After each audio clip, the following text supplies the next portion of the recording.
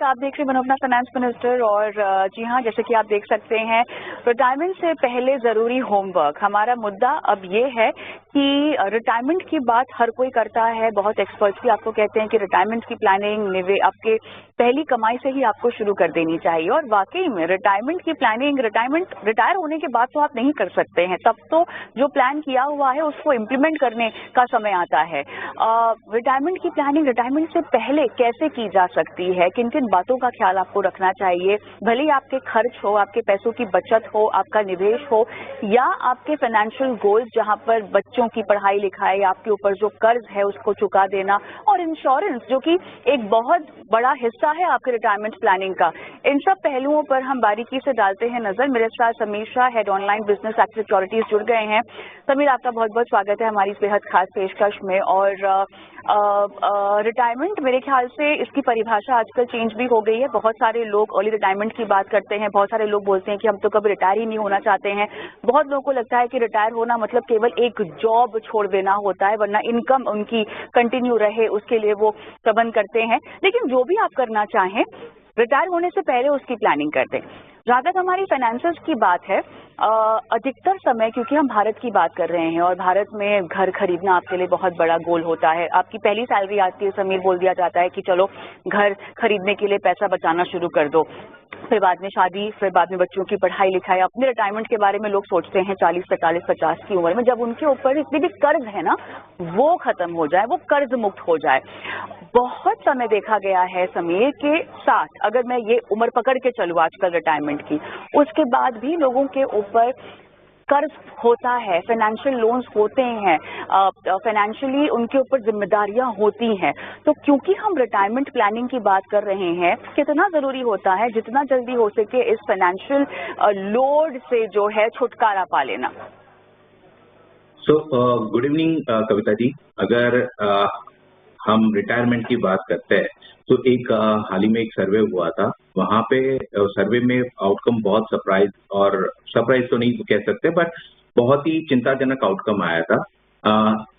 81% of Indians, यानी 81% भारतीय आज की डेट में रिटायरमेंट प्लानिंग जिन्होंने नहीं करी है या करी है तो भी आवश्यक फंड इकट्ठा नहीं कर पा रहे किया है, एक इनसफिशिएंट फंड इकट्ठा करा है, ये उसका आउटकम था। ये बहुत ही चिंताजनक है। इसके पीछे कई कारण है। अगर मैं इसको अपने एनालिसिस में ब्रेक करूं तो यहाँ पे हम आमतौर पे हमने क्या देखा है कि प्री रिटायरमेंट में हम इसको 4 फेजेस में अपनी लाइफ को बांट सकते हैं। जो पहली स्टेज है वो है 25 साल से 35 साल की उम्र के लोग। यहाँ पे रिटायरमेंट सिर्फ एक कल्पना होती है या एक सपनों की शुरुआत होती है।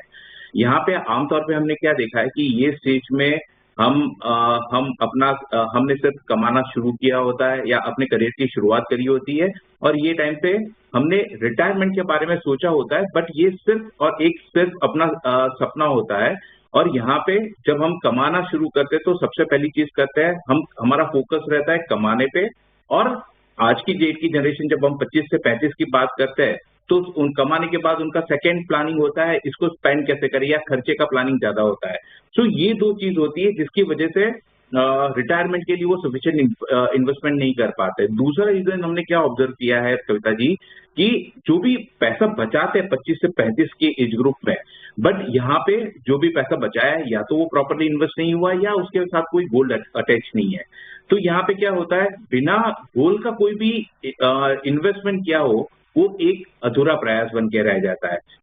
ये एज ग्रुप का सबसे बड़ा लिमिटेशन आता है, जिसकी वजह से वो रिटायरमेंट के लिए या तो सफिशिएंट प्लान नहीं कर पाते हैं या जो भी उन्होंने प्लान किया वो अचीव नहीं कर पाते हैं। अब दूसरा एक स्टेज आता है, वो स्टेज है 35 से लेके 50 साल के एज ग्रुप के बीच का एज आता है। यहाँ पे आमतौर पे हमने क्या देखा है कि एक हेजिटेशन होता है आमतौर पे इन्वेस्टमेंट को लेके। अब जब हम ये स्टेज पे आते हैं तो सबसे पहला क्वेश्चन अपने दिमाग में ये आता है, इतना तो कर लिया, क्या ये जो भी किया है, जितना भी इन्वेस्टमेंट किया है या जो भी हमने सेविंग की है, क्या ये काफी होगा? सबसे पहला क्वेश्चन हमारे दिमाग में ये आता है। जब ये आता है, ये स्टेज में आमतौर पे हम पहुंचते हैं, यहाँ पे हमारी जीवन की जिम्मेदारियां बहुत बढ़ गई होती है। बच्चों के लिए बच्चों का एजुकेशन स्टार्ट हो गया होता है या हायर एजुकेशन के लिए इन्वेस्टमेंट स्टार्ट कर लिया होता है, होम लोन, जैसे आपने बताया होम लोन होता है, सेकेंड फेज होता है जहाँ पे डिपेंडेंट पेरेंट्स होते हैं तो उनका भी ध्यान रखना पड़ता है। तो ये सारी चीजें ये एज ग्रुप में कहीं ना कहीं इन्वेस्टमेंट पे इम्पैक्ट करती है।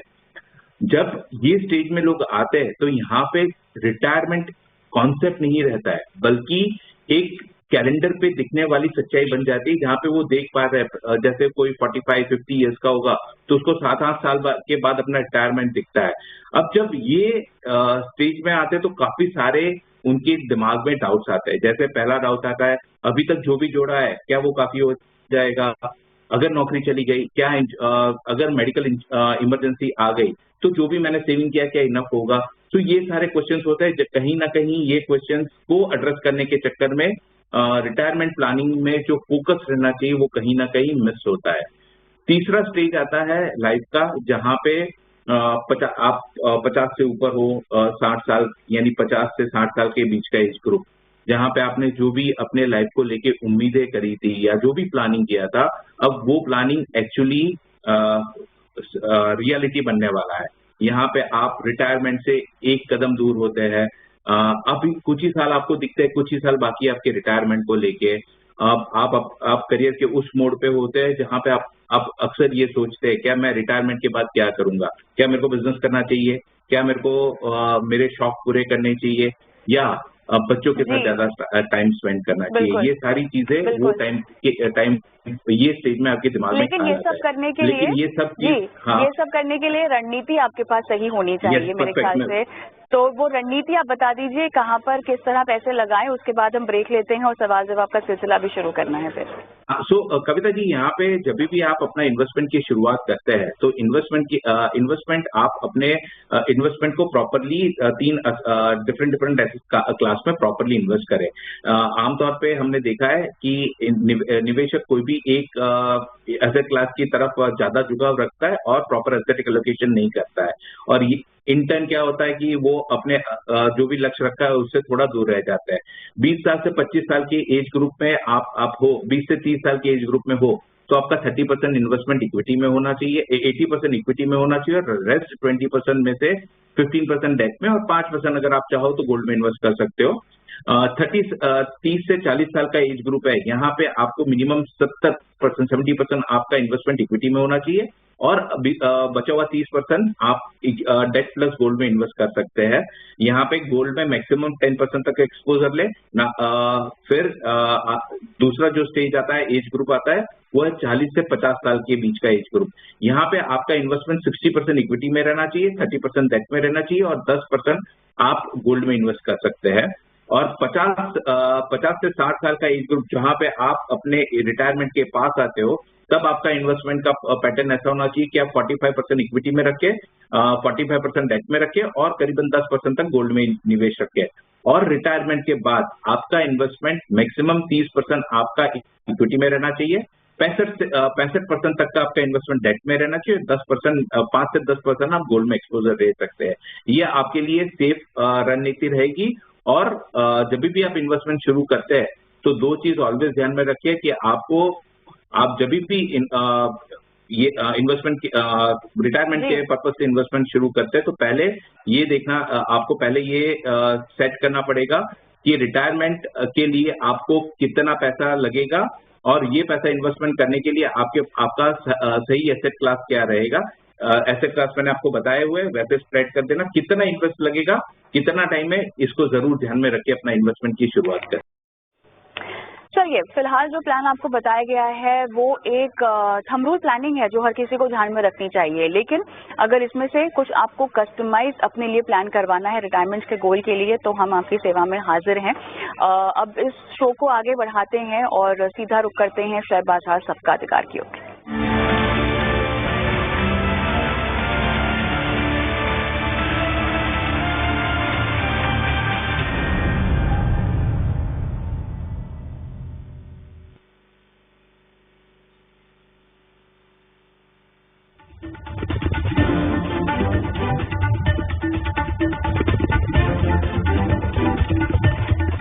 तो जैसे कि मैंने आपको कहा कि शेयर बाजार सबका अधिकार एक ऐसा शो जहां पर हम आपकी हर तरह के फाइनेंशियल गोल की प्लानिंग कराते हैं, आपको बताते हैं कि आप इक्विटी बाजार से कैसे जुड़ सकते हैं और इस शो में आप भी सवाल पूछ सकते हैं। सवाल पूछने के लिए QR कोड जो आपकी स्क्रीन पे फ्लैश अप होगा उसे स्कैन कर देना है। स्कैन करते ही आप एक व्हाट्सएप नंबर से जुड़ जाएंगे और वहां पर आप अपने सवाल छोड़ सकते हैं कि वो QR कोड है जो आपके स्क्रीन पे फ्लैश हो रहा है, इसे स्कैन कर दीजिए। स्कैन करते ही आप व्हाट्सएप नंबर पर जुड़ जाएंगे और हम तक आपके सवाल पहुंच जाएंगे और आपके सवालों की फिर हम लाइव फाइनेंशियल प्लानिंग करते हैं शो पर। और समीर हमारे साथ जुड़े हुए हैं और दर्शकों के सवाल लेते हैं। समीर, सबसे पहले हम अनिल पवार जी का सवाल लेंगे। महाराष्ट्र से इन्होंने अपना सवाल भेजा है, फोन लाइन पर मेरे साथ है। नमस्कार अनिल जी, क्या हाल चाल? नमस्कार मैडम जी। आपने कुछ फंड्स के नाम मुझे दे रखे हैं, फ्लेक्सी कैप है, पराग पारेख का, मोतीलाल का मिड और स्मॉल कैप है, बंधन का स्मॉल कैप है आपके पास, लार्ज एंड मिड कैप है मोतीलाल का, HDFC का मल्टी कैप, ICICI का मल्टी एसेट है, पॉइंट का LSS है और 12,000 रुपये आप डाल रहे हैं। 2 लाख रुपए आपको आप 2 साल से इन्वेस्ट कर रहे हैं। 2 लाख का पोर्टफोलियो हो चुका है, 15 साल तक आपको और इन्वेस्ट करना है। चलिए ठीक है, बाकी तो आपने अपनी डेट की इन जानकारी हमें दी। NPS में भी आप लगा रहे हैं 12,000 रुपये हर महीना। ओके सर, ये मुझे बताइएगा कि LSS का फायदा आप उठा रहे हैं? जी नहीं, फिलहाल तो नहीं मैम। आप नए टैक्स रेजिम में चले गए हैं क्या? नहीं फिलहाल नहीं है, बट कैसे ना ऑलरेडी मैंने लिया था तो उसको अभी क्लोज नहीं करना चाहता हूँ, तो 3 साल में रख करके उसके बाद स्विच करके। अभी 2 साल हुए ना, अभी 1 साल आपका बचेगा। जी जी, मुझे आपकी आवाज आ रही है। 2 साल है ना? 2 साल हुए आपने कहा है। हाँ ठीक है, तो वो बाद में जब हर SIP का 3 साल पूरा हो जाए उसके बाद आप वो पैसे निकाल सकते हैं और दूसरे किसी फंड में डाल सकते हैं। करंट मिक्स आपका कैसा है और निवेश कितनी बढ़ाने की जरूरत होगी ये भी आपको बताते हैं। समीर, क्या सलाह होगी? कविता जी, अनिल जी को आपने बहुत सही क्वेश्चन पूछा था कि ELSS, अगर अनिल जी तो आपके पोर्टफोलियो में पहले शुरुआत हम ELSS करते हैं। अगर अनिल जी, अगर आप नए टैक्स रेजिम में फाइल कर रहे हैं या आप अगर ELSS को अपने टैक्स बेनिफिट के पर्पस में नहीं यूज कर रहे हैं, तो सुझाव पहला ये रहेगा कि आप यहाँ पे SIP स्टॉप कर दें 2,000 रुपए की और इसको आप फ्लेक्सी कैप फंड में या आप अपने फ्लेक्सी कैप फंड में इसको मूव कर सकते हैं। दूसरा, हमने क्या देखा है कि आपका पोर्टफोलियो में आज की डेट में सारे स्कीम आपने बहुत सही सिलेक्ट करे हुए हैं, बट आपके पोर्टफोलियो में एक भी डेडिकेटेड लार्ज कैप फंड नहीं है। सो अनिल जी, सुझाव ऑलवेज ये रहता है कि आपके पोर्टफोलियो में एक डेडिकेटेड लार्ज कैप फंड होना चाहिए जो आपके पोर्टफोलियो को स्टेबिलिटी प्रोवाइड करता है। तो पहला सुझाव ये रहेगा कि आप ELSS, अगर आप नए टैक्स रेजिम में रिटर्न फाइल करने वाले हैं तो इसको स्टॉप करें और ये फंड आप लार्ज कैप फंड में अपनी एक SIP स्टार्ट करें। पैसा विड्रॉ करने की बात नहीं कर रहा हूँ, बट नया फंड उसके अंदर ना डालते हुए आगे की SIP large cap dedicated large cap में करें। दूसरा अनिल जी, आमतौर पे आप जो थंब रूल होता है इन्वेस्टमेंट का, एज माइनस 100 माइनस एज, तो आपका अगर 40 साल एज है तो 60% आपका एलोकेशन मिनिमम इक्विटी में होना चाहिए। आज की डेट में आपका एलोकेशन डेट की साइड बहुत ज्यादा है, तो सुझाव ये रहेगा कि आप डेट की साइड थोड़ा जैसे आपका PPF चल रहा है, PLI चल रहा है, LIC चल रहा है, NPS चल रहा है, ये NPS में थोड़ा इक्विटी एक्सपोजर हो जाएगा, बट बाकी सारी चीजों में आपका इक्विटी एक्सपोजर बहुत कम है। तो सुझाव ये रहेगा कि 12,000 की SIP आप धीरे धीरे करके बढ़ाए और एटलीस्ट जितना आप मंथली इन्वेस्टमेंट डेट फंड में कर रहे हैं उतना आप इक्विटी में करें, तो आपका पोर्टफोलियो आराम से 10 से 12% का एवरेज रिटर्न जनरेट कर पाएगा। सो सुझाव ये रहेगा कि आप डेट फंड में जितना ही इन्वेस्टमेंट इक्विटी की साइड बढ़ाए ताकि रिटर्न अच्छा और कॉर्पस अच्छा इकट्ठा कर पाए। आज की डेट में जो आप 12,000 की SIP कर रहे हो और आपका पोर्टफोलियो जो 2 लाख रुपया है, अगर आप 15 साल रखते हो और ये 12% से एवरेज ग्रो करता है तो आप करीबन 72 लाख रुपया इकट्ठा कर पाएंगे। बट यहाँ पे अगर आप एक ट्विक करते हो, हर साल अपनी SIP को 10% से बढ़ाते हो, तो आप अगले 15 साल में ये आप अपने लिए 1,16 लाख रुपए इकट्ठा कर पाएंगे सिर्फ SIP से। ओके, आगे बढ़ते हैं और अजय का हम सवाल लेंगे। क्या फोन लाइन पर अजय है मेरे साथ? अजय, हाय। हाँ जी मैम। या गुड आफ्टरनून। हाय, गुड इवनिंग। 8 फंड हैं आपके पोर्टफोलियो में और 15% तक अपनी SIP आप बढ़ाएंगे। 25 करोड़ 12 साल में आपको इकट्ठा करने हैं और करंट वैल्यू आपकी 4.5 करोड़ है। ठीक है, मुझे आपसे ये समझना है कि फंड्स आपको बढ़िया लग रहे हैं? आपने ट्रैक किया परफॉर्मेंस? हाँ मैडम, मैंने अपने से ही किए हैं सारा और आप लोगों का प्रोग्राम सुन करके देख करके किया है।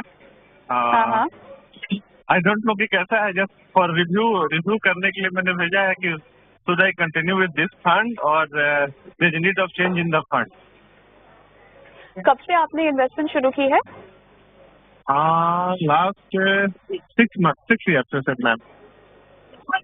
ओके, 6 साल से आप इन्वेस्ट कर रहे हैं। बीच में मैंने लमसम भी किया है, काफी किया हुआ है। ओके, जी। तो वो मिलाकर आप बोल रहे हैं 4.5 करोड़ है ना आपके पोर्टफोलियो का वैल्यू, लमसम मिलाकर? ओके, हाँ जी मैम। ठीक है, ठीक है। समीर, बहुत ज्यादा बदलाव की जरूरत नहीं है मेरे ख्याल से। 12 साल का समय है इनके पास। स्मॉल कैप में एक्सपोजर ज्यादा है, लेकिन स्मॉल कैप का यूनिवर्स भी तो ज्यादा है। अगर फंड्स की रणनीति अलग अलग हो तो 2 स्मॉल कैप तो रखे ही जा सकते हैं पोर्टफोलियो में। सो कविता जी, अजय जी ने अपना पोर्टफोलियो काफी डाइवर्सिफाइड बनाया है। आमतौर पे अगर हम उनका पोर्टफोलियो देखते हैं तो mid cap, small cap, large and mid cap अच्छे से उन्होंने बैलेंस किया हुआ है। अजय जी, आपको हमारी ओर से पहले एक सुझाव ये रहेगा कि आपके पोर्टफोलियो में 3 स्मॉल कैप फंड है। आमतौर पे सुझाव ये रहता है कि मैक्सिमम 2 स्मॉल कैप रखे, ज्यादा ना रखे। कहीं ना कहीं ये आपके रिटर्न पे डायरेक्टली इनडायरेक्टली इम्पैक्ट डालते हैं। सुझाव ये रहेगा आप 3 की जगह 2 रखें। अगर आप लुकिंग एट आप 52 ईयर्स की एज है तो सुझाव ये रहेगा कि क्वांट स्मॉल कैप, वो क्वांट स्मॉल कैप में से निकल के अगर आप अग्रेसिव इन्वेस्ट करो तो स्मॉल कैप में क्वांट में बने रहे तो आप निपॉन या SBI में से 2 में से एक रिप्लेस कर सकते हैं। अदरवाइज अगर आप अग्रेसिव इन्वेस्टर नहीं हो, मॉडरेट रिस्क टेकिंग इन्वेस्टमेंट आपकी फिलोसॉफी है, तो क्वांट स्मॉल कैप में से हमारी ओर से निकलने का सुझाव रहेगा। और आपके पोर्टफोलियो में एक भी डेडिकेटेड लार्ज कैप फंड नहीं है, तो ये फंड आप डेडिकेटेड लार्ज कैप में डाइवर्ट कर सकते हैं। इससे आपके पोर्टफोलियो में आपका पोर्टफोलियो काफी बैलेंस्ड हो जाएगा और एक स्टेबिलिटी आ जाएगी। तो ये हमारी ओर से पहला सुझाव है। दूसरा, आपके पोर्टफोलियो में ऐसे देखने जाए तो बाकी सारी चीजें सही है, बट 8 स्कीम है। सुझाव ये रहेगा 6 से 7 स्कीम के बीच में अगर आप रिस्ट्रिक्ट कर सकते तो वेल एंड गुड, अदरवाइज आप निवेश कंटिन्यू रखें। दूसरा, आपका एक क्वेश्चन था कि आपका जो अभी करंट इन्वेस्टमेंट है उससे अगले 12 साल में 25 करोड़ का आपको फंड इकट्ठा करना है। सो करंट जो आपकी SIP 2,23,000 की चल रही है और आपका पोर्टफोलियो जो 4.5 करोड़ का है, अगर ये अगले 12 साल तक 12% का एवरेज रिटर्न जनरेट करता है तो आपने अपने लिए जो लक्ष्य 25 करोड़ रखा है आपको आराम से आप हासिल कर पाएंगे। आप करीबन 26 करोड़ तक का फंड इकट्ठा कर पाएंगे। So wishing you very all the best for your investment. All the best. चलिए आगे बढ़ते हैं फटाफट। और समीर, थोड़ा संक्षिप्त में आप जवाब दीजिएगा। हमारे पास दर्शक और भी हैं फोन लाइन पर जो लंबे समय से इंतजार कर रहे हैं। विवेक सिंह मेरे साथ क्या फोन लाइन पर हैं अभी? Yes ma'am. नमस्कार, कहाँ से बोल रहे हैं आप? बलरामपुर यूपी से बोल रहे हैं मैम। ओके, विवेक, आपने अपने फंड्स की डिटेल्स मेरे पास दी है। 17,200 रुपए की आप हर महीना SIP कर रहे हैं। विवेक, ये बताइएगा कि आपने इसमें कब तक पैसे लगाने हैं और कब तक निवेशित रहना है? मैम, टोटल टारगेट हमारा 20 ईयर्स का है। ठीक है जी। और कितना आपको? 1.5 साल हो चुके हैं मैम इसको स्टार्ट किए हुए। नवंबर 2023 से कर रखी है SIP मैंने। कितना इकट्ठा किया है? कितना इकट्ठा करना है आपको कुल मिला के? 1.5 करोड़ 20 ईयर। किसी से आप सलाह ले रहे हैं क्या अपने इन्वेस्टमेंट्स में? जी नहीं मैम, खुद से किया है।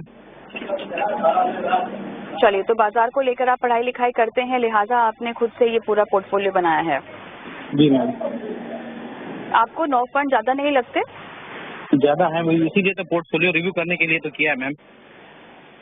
चलिए बताते हैं आपको क्या करना चाहिए। SIP बढ़ाने की कितनी क्षमता होगी आपकी? क्या आप स्टेप अप कर पाएंगे अपनी SIPs को? Yes ma'am, 8 to 10% every year. Yes yes. चलिए ठीक है। समीर, स्टेप अप तो ये कर सकेंगे। मेरे ख्याल से जो एसआईपी की राशि को लेकर कंसर्न है वो आपका दूर हो गया है। देखिए 20 साल का समय है समीर इनके पास, तो अब ऐसे में मेरे ख्याल से 9 फंड क्या बहुत दिक्कत वाली बात है? क्या ट्रिम डाउन करने की ज़रूरत है? और अग्रेसिव इन्वेस्टर हैं ये, इन्होंने थीमेटिक एक्सपोजर भी लेके रखा है, लेकिन लंबा नज़रिया है तो थीमेटिक में किसी तरह की कोई प्रॉब्लम? तो कविता जी, पहले हम विवेक जी के गोल की बात करते हैं। 17,200 रुपए का जो करंट इन्वेस्टमेंट है 20 साल में, अगर हर साल 8% से वो जो स्टेप अप करने की इच्छा व्यक्त कर रहे हैं, उससे करीबन 2 करोड़ 93 लाख रुपीस तक का फंड इकट्ठा हो जाएगा। तो विवेक जी ने जो अपने लिए 2 करोड़ का लक्ष्य रखा है वो आप आराम से हासिल कर पाएंगे। अब आते हैं हम आपके पोर्टफोलियो पे। आमतौर पे विवेक जी, हमारी ओर से सुझाव ऑलवेज ये रहता है कि आप अपने पोर्टफोलियो को 7 से नीचे रखें, 7 स्कीम से नीचे रखें। इससे आप पोर्टफोलियो को अच्छे से ट्रैक कर पाएंगे। आपके पोर्टफोलियो में आप 20 साल के निवेशक हो, आपके पोर्टफोलियो में हमने 2 इंडेक्स फंड देखे हैं। इंडेक्स फंड आमतौर पे पैसिवली मैनेज फंड होता है, तो सुझाव ये रहेगा कि ये दोनों ही लार्ज कैप फंड है। सजेशन ये रहेगा दोनों स्टॉप करके आप ये पैसा ICICI prudential blue chip fund या निपॉन के लार्ज कैप फंड में एसआईपी स्टार्ट करें, ये फंड को स्टॉप करते हैं, ताकि आपका रिटर्न थोड़ा ज्यादा जनरेट करने के पोटेंशियल रहता है एक्टिव फंड में।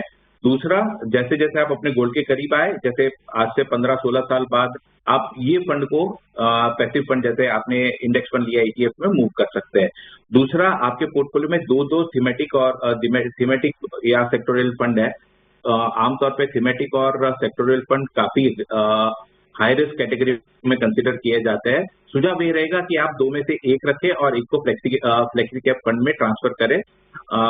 थीमेटिक फंड के थीमेटिक फंड आप जब भी कोई भी म्यूचुअल फंड फ्लेक्सी कैप या लार्ज कैप कहीं पे भी रखते हो, तो fund manager fund manager regular track करता है जो सेक्टर अच्छा परफॉर्म करने वाला होता है या उनको लगता है, तो वहां पे वो लोग ऑलरेडी इन्वेस्टमेंट बढ़ा देते हैं। तो आपको ये ओनर्स अपने पे लेने की जरूरत नहीं है। आप फ्लेक्सी कैप या कोई भी डाइवर्सिफाइड फंड में ये फंड ट्रांसफर कर सकते हैं। बाकी आपकी स्कीम सिलेक्शन सही है Vivek ji. All the best for your investment journey. Vivek, आप ऑनलाइन पर मेरे साथ हैं, क्या आपको झटपट कोई सवाल पूछना है समीर से? चलिए, मेरे ख्याल से फोन लाइन डिस्कनेक्ट हो गई है। विराम सिंह मेरे साथ फोन लाइन पर हैं। हाय, गुड इवनिंग सर, कहाँ से बोल रहे हैं आप? गुड इवनिंग, मैं फरुखाबाद उत्तर प्रदेश से बोल रहा हूँ। ओके सर, आपको 2 फ्लेक्सी कैप्स के बारे में जानना है कि आपके पोर्टफोलियो में ठीक है या नहीं। हाँ जी मैम। बाकी किसी फंड को लेके? हाँ, राइट है। और मैं 2 HDFC के फंड है मेरे पास, मिड कैप एंड ये फ्लेक्सी कैप। ओके, उसके बारे में बस पूरे पोर्टफोलियो की चेकअप करानी है कि केवल फ्लेक्सी कैप पे सवाल पूछना चाह रहे हैं? पूरा पोर्टफोलियो भी कहीं पे ओवरलैप नहीं है, या फंड जो सिलेक्शन मैंने किया है आपका ये चैनल देख के मैंने किया है, तो ठीक है या नहीं? जी। चलिए राम सिंह जी, आपको बताते हैं। बाकी 30,000 की आपकी एसआईपी, 15 साल का टाइम होराइजन है आपका, और कॉर्पस कितना इकट्ठा करना होगा? अब मैम कितना हो जाएगा? 10% स्टेप अप भी करेंगे इसमें पर एनम। 10% स्टेप अप भी करेंगे, परफेक्ट, ठीक है। ऑलराइट, समीर, कितना इकट्ठा कर पाएंगे 15 साल में अगर 30,000 ही करते हैं तो? हाँ, तो राम सिंह जी, अगर आप 30,000 की एसआईपी अगले 15 साल तक आप कंटिन्यू रखते हैं और विदाउट स्टेप अप आप करीबन 1.5 करोड़ रुपए इकट्ठा कर पाएंगे। बट अगर आप 10% से अपनी एसआईपी हर साल बढ़ाते हैं तो करीबन 2 करोड़ 60 लाख रुपए इकट्ठा कर पाएंगे। पोर्टफोलियो की बात करें तो आपके पोर्टफोलियो में 2 फ्लेक्सी कैप फंड रखने में कोई हर्ज नहीं है, ज्यादा ओवरलैपिंग नहीं होता है। हाँ, आपका दूसरा क्वेश्चन था क्या 2 HDFC की स्कीम रखनी चाहिए? हाँ, रख सकते हैं, क्योंकि आपका पोर्टफोलियो में अगर 30,000 में 10,000 है, आगे जगह आप जब स्टेप अप करेंगे तो ये 20% से नीचे आ जाएगा, तो यहाँ पे कोई बदलाव का सुझाव नहीं है। हाँ, आपका पोर्टफोलियो वेल डाइवर्सिफाइड है। सिर्फ एक चीज है, आपके पोर्टफोलियो में डेडिकेटेड लार्ज कैप फंड नहीं है, तो आगे जाके एक डेडिकेटेड लार्ज फंड जरूर ऐड करें, जिससे पोर्टफोलियो में स्टेबिलिटी आए।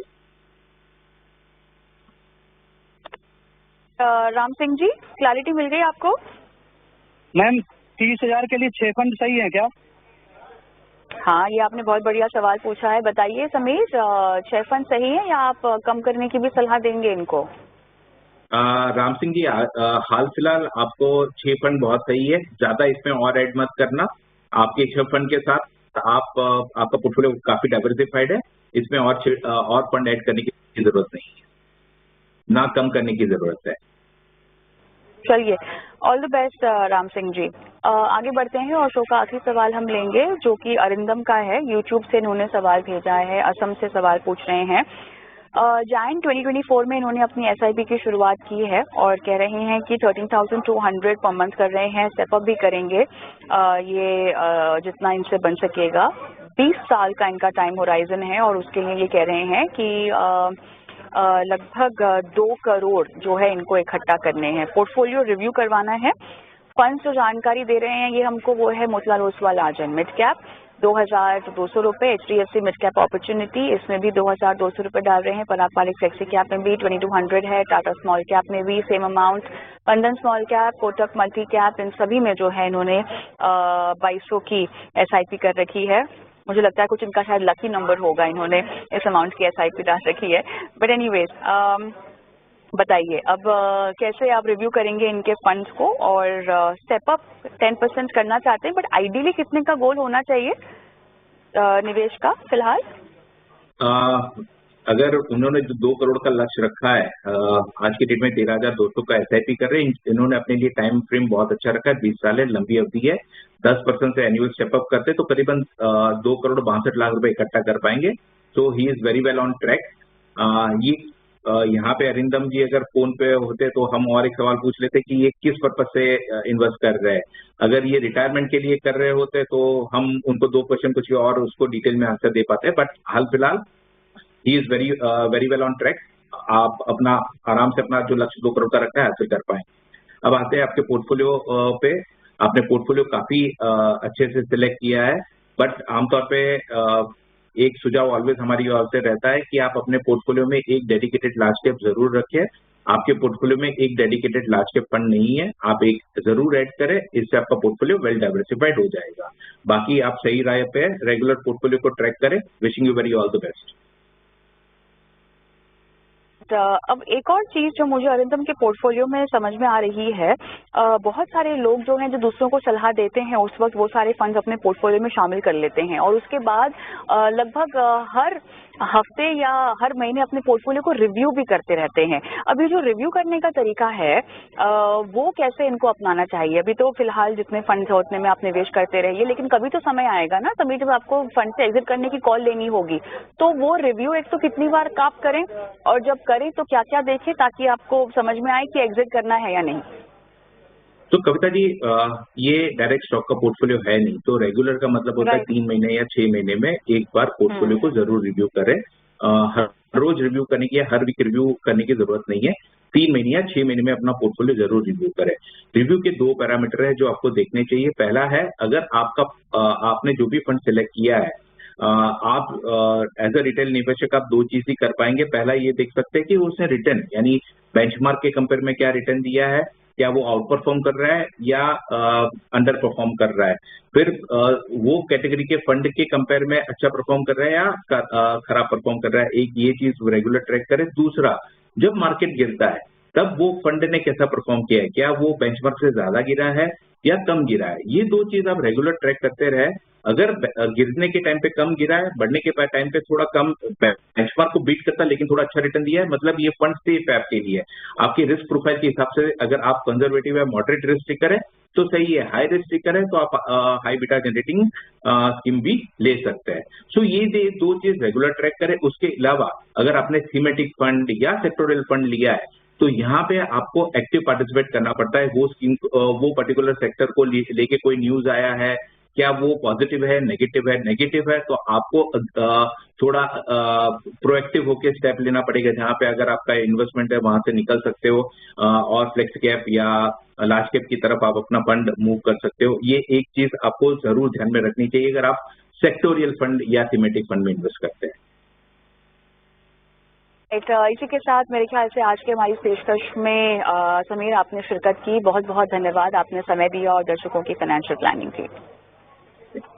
और मुझे भी इजाजत दें, लेकिन आपके सवाल हम तक लगातार पहुंचाते रहिएगा। QR कोड स्कैन कर लीजिए या WhatsApp पर भी अपने सवाल आप हमें भेज सकते हैं। नमस्कार।